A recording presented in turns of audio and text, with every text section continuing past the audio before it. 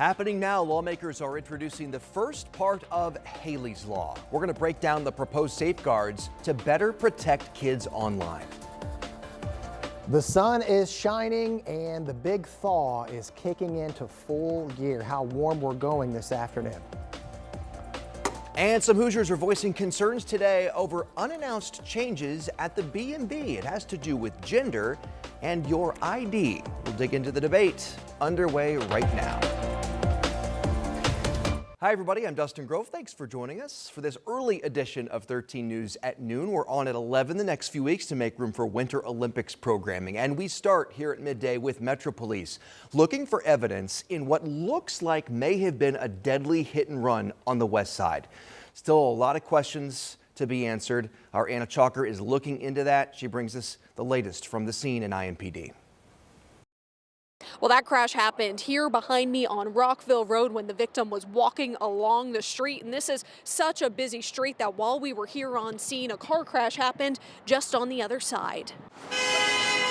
As police work around the busy morning commute, they're looking for any evidence of the crash that may have happened hours before getting the call. Around 8 o'clock, they found the man lying in the street off of Rockville and Bridgeport roads. He was taken to the hospital in critical condition, then later died. IMPD says this man walks this street daily and officers knew him well. And I know they were on the radio quickly thereafter.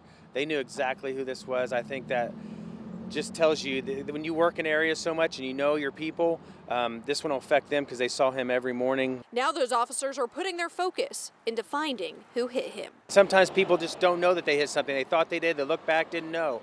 We're asking if you think maybe you were involved or maybe you get home and you did notice some damage. Please just come forward, turn yourself in. IMPD is asking if you were driving in this area of Rockville Road Tuesday morning or have any information on this crash to give them a call. In Indianapolis, Anna Chalker, 13 News. New this morning, lawmakers at the State House are introducing an expanded Amber Alert system. This is the first part of Haley's Law. The amendment expands the discretion police would have to issue an Amber Alert when they believe a child may have been enticed to leave home. This new move comes after Haley's parents, who you see right there, called for action targeting social media safeguards for teens. We know that Haley and the suspect in her disappearance, 39-year-old Tyler Thomas, met on an app called Session. Lawmakers say another way to ensure protection on apps like that one is through Senate Bill 199. It would require kids 16 and younger to have verified parental permission to even sign on to a platform. Under the proposed amendment, platforms could not share or market data about how teens are using them. This entire conversation centers around apps like Session, and Haley's family says these protections are necessary. Tyler Thomas currently faces charges of tampering with evidence and pandering sexually oriented matter involving a minor. He is not charged with killing Haley. Thomas was due in court today locally in Ohio, but that preliminary hearing has been canceled. We're working right now to learn more about this canceled hearing, and we'll have much more on 13 News starting today at 5 o'clock. Community members are invited to remember Haley at a celebration of life in Fishers. That service is going to be held Thursday, 6 o'clock in the evening at I-Town Church near 136th and Brook School Road. Doors will open at 5. The memorial is open to the public. If you go, you're encouraged to wear pink, which was Haley's favorite color. A local man will spend over 7 decades in prison for a police chase that ended in a deadly crash. That crash happened last February near US 40 and Ronald Reagan Parkway in Plainfield. You see the aftermath right there. Police were chasing Sadani Pettis in a stolen car. He was going nearly 90 miles an hour at the time of that crash.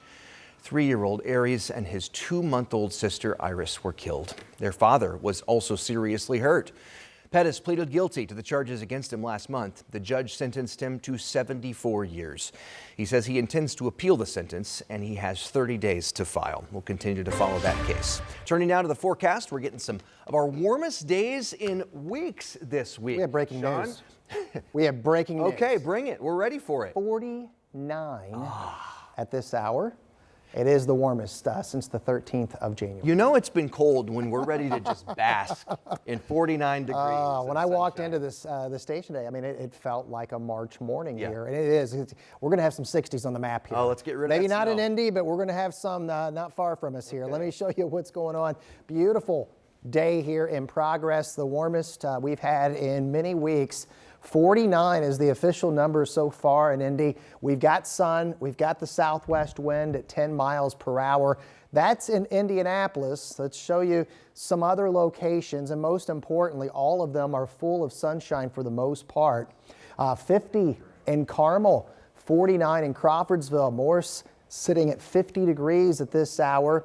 Cool spot is Richmond at 36, but when you take this map and compare it to this time yesterday, we are a good 20, in some spots almost 25 degrees warmer. And that will equate to temperatures ranging from the lower 50s in Kokomo and Muncie, around 55 in Indy. And I would not be surprised if we get some 60-degree temperatures, and probably will, from Terre Haute to Bloomington down toward the Ohio River. So a nice change of pace after what's been, quite a bit of snowpack for us and cool temperatures. There's the timeline for today. Now we go into tomorrow. It's going to be a little more toward normal and certainly much colder than today by almost 20 degrees.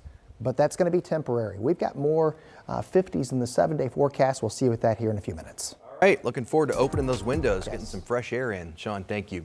A quiet change at the BMV is creating a loud outcry for some Hoosiers. Our Alex Almanza explains why Indiana IDs will soon reflect sex assigned at birth and why some families say that's creating a risk for some people. Starting February 12th, a single letter on your ID that shows your gender can't be changed. It's something that came without any big announcement or fanfare, but for some families, they say it comes with fear. 14-year-old Flower Nichols loves fantasy writing, Dungeons and Dragons, and her cat Marvel. I like putting myself in the place of these characters who have much more exciting lives than I do, and like being part of them for just a moment. But growing up transgender has taught her to think about things most kids don't. Probably discrimination, being not allowed to do specific things just because I exist. My secondary fear would probably be violence. Starting Thursday, the BMV will no longer allow drivers to change the gender marker on their license or state ID, even with a court order or doctor's note. The agency says the change follows state law, court rulings, and an executive order from Governor Braun. For Flower's mom, Jenny Lynn, the concern is what happens in everyday moments. If she needs to pick up medication, if she needs to make a return at a store, if she needs to go on an airplane, I don't know who are behind those counters.